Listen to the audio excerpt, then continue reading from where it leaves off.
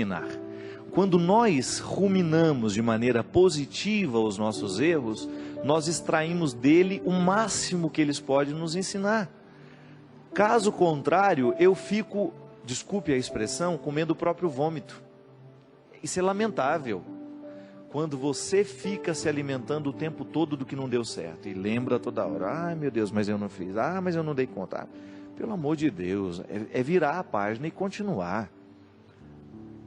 Nós precisamos acreditar o tempo todo nisso, minha gente, senão a nossa vida é impraticável, ela é impossível.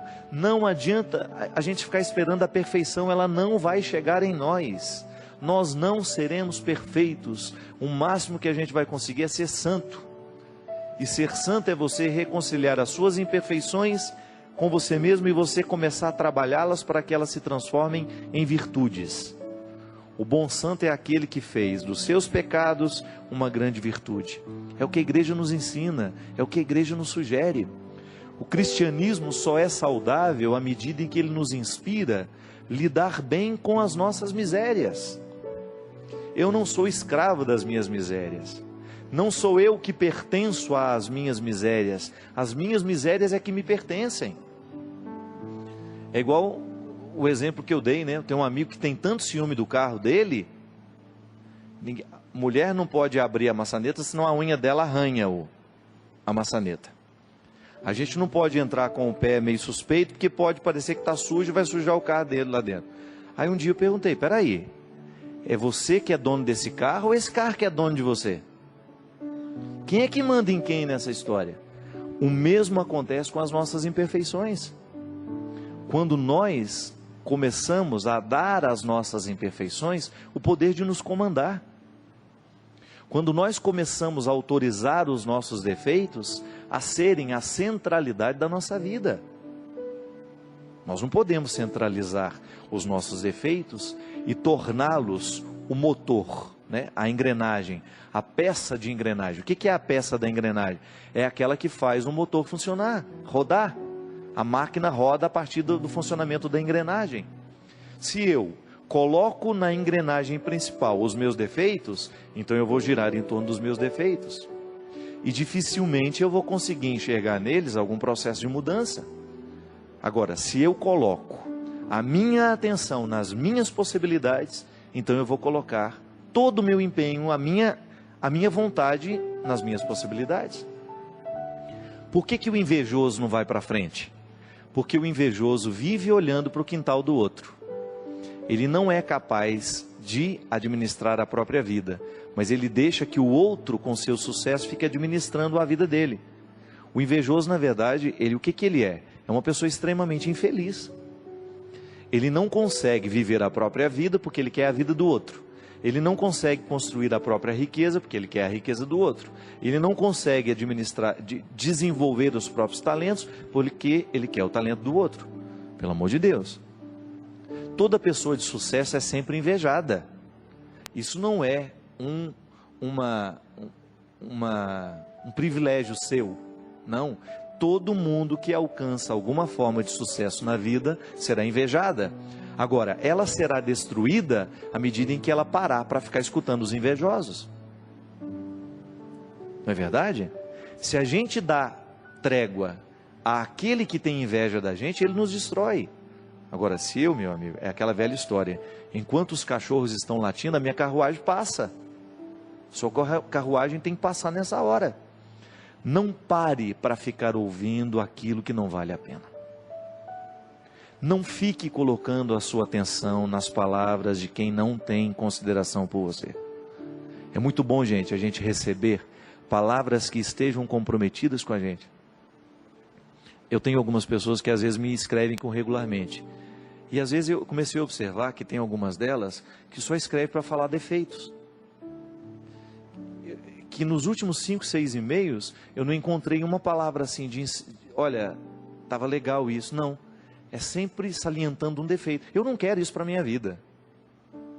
Eu só vou aceitar a correção fraterna de quem sabe colocar o que diz de maneira carinhosa. E que não faz da sua conduta excessiva de correções. Eu não preciso disso, eu já tenho maturidade suficiente para saber os caminhos que eu quero trilhar. Agora, os amigos que estão próximos me corrigirão na medida certa. Eu não quero dar a alguma pessoa que é apenas conhecida a autoridade de ficar me corrigindo todo dia. Bem, será que parou para perguntar qual é a opção que eu fiz? Por que eu fiz daquele jeito? Por que falei daquela forma? Não. Às vezes a pessoa já vem com a correção pronta porque ela acha que ela já tem a totalidade do conhecimento a respeito da sua verdade. Não, muito obrigado. E às vezes o nosso erro, a nossa infelicidade nasce disso. Quantas pessoas você encontra infeliz, mas infeliz mesmo? Eu encontro essas pessoas. Elas estão profundamente infelizes porque elas começaram a colocar o ouvido delas numa parede em que ela só escuta inveja. Não tem aquela história, gente? Eu colocava o copo para a gente escutar, o outro falando mal da gente. Olha que imbecilidade. Vê lá se eu quero ouvir o outro falar mal de mim agora. Eu não. Quero ouvir correções fraternas, isso sim. Agora, o outro falar mal de mim. Eu me lembro uma vez, estava fazendo a tenda do Senhor com o Padre Léo.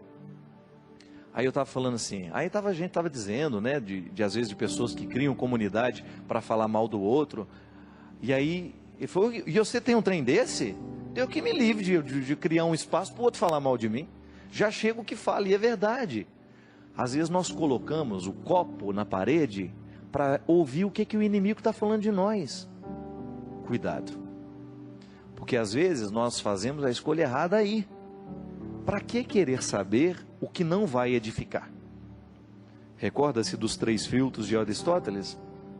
Aquilo que você vai me dizer é bom? É verdadeiro? Tem utilidade? Então, se não é bom, se não é verdadeiro, se não tem utilidade, para que você acha que eu quero saber isso? A mesma coisa. Às vezes nós passamos parte do nosso dia investigando o que o outro falou ou deixou de falar de mim. Não, muda isso. Se você tem esse hábito, começa a colocar atenção no que você pode. O que o outro fala de ruim de você, se não é para lhe edificar, esquece, não põe atenção. Não demore nem 2 minutos do seu tempo para prestar atenção naquilo. Nem 1 minuto. Volto a dizer, a correção que vale a pena é aquela que está no processo do comprometimento. O outro me conhece, o outro sabe quem eu sou e ele tem uma palavra para me edificar. Mesmo que seja de correção. Mesmo que seja para me chamar a atenção de um detalhe que eu preciso mudar e que eu não estava percebendo. Minha gente, nós podemos fazer essa comparação de maneira muito bonita. Quem fala do outro lado mal de nós e o tempo todo quer nos colocar tristezas e desesperos é o diabo. E o diabo se utiliza de pessoas para fazer isso com a gente. Quantas pessoas desistem na vida justamente porque deu ouvido ao diabo, mas não é o diabo chifrudo, é o diabo que anda no meio de nós, que tem saia, que veste as mesmas roupas que nós, que sorri do mesmo jeito que nós, que parece ser seu amigo, mas não é. Então nós temos que neutralizar o poder do diabólico. Nós não podemos, se dentro do seu trabalho você tem uma pessoa que fala mal de você, comece a neutralizá-la. Sabe como? Deixando de dar atenção ao que ela fala e você dando a ela um tratamento melhor que você pode. A pior maneira de cuidar de inimigos é sendo inimigo dele também. A pior maneira de você cultivar, né, não há solução nisso. Se você quer neutralizar o poder do seu inimigo, trate bem. É o melhor jeito. Se você mantém a distância necessária, porque é seu inimigo, tudo bem. Você tem o direito de dizer, não fará parte do meu convívio. Mas trate bem sempre que você tiver a oportunidade. É um jeito que você tem de fazer Deus vencer. Deus vence nessa hora. Quando ao invés de nós tratarmos com indiferença, quando ao invés de nós tratarmos com agressividade, a gente muda a regra. E às vezes nós conquistamos as pessoas dessa forma, minha gente.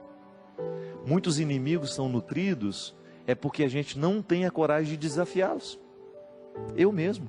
Quantas pessoas que se diziam minhas inimigas, e que no momento em que eu tratei como se fossem meus amigos, elas ficaram sem graça. Às vezes dentro do nosso lugar de trabalho, a gente enfrenta essas coisas. A pessoa nos trata mal, inventa coisas sobre nós, e faz fofoca, e faz isso, faz aquilo. Você entrega a sua melhor parte. Não pode ser diferente. Para que dar a ela o que você tem de pior? Para ficar nivelado? Para ficar tão ruim quanto ela é? Não, não há necessidade disso.